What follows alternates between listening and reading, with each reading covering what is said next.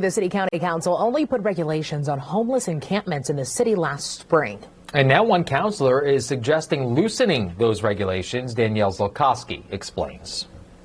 The Public Safety and Criminal Justice Committee will not move forward on a proposal to change the code that currently limits homeless encampments in Indianapolis. As it currently stands, campsites and personal property may not block more than 50% of the public right-of-way. Councilor Ethan Evans proposed removing that language while keeping the part that says fully blocking sidewalks and roads is not allowed. His proposal did not receive any support. I felt that it was a compromise to say, let's just get rid of some of the language, saying that you couldn't prohibit people from being in part of the right-of-way, but you could still say if someone is obstructing enough of the right-of-way and public sidewalk to be a danger or to force people into a dangerous situation, then yes, you can tell them to move. Republican Minority Leader Brian Mowry took issue with this as a public safety concern. How is IMPD, how is IFD, how are our EMTs and first responders going to be able to respond to folks if they are obstructed in their ability to get from point A to point B in an efficient manner? Evans noted when encampments are closed down, people may not be able to take their personal items, including identifying documents, with them. He wants the Office of Public Health and Safety to hold them for 60 days. I was trying to add the protection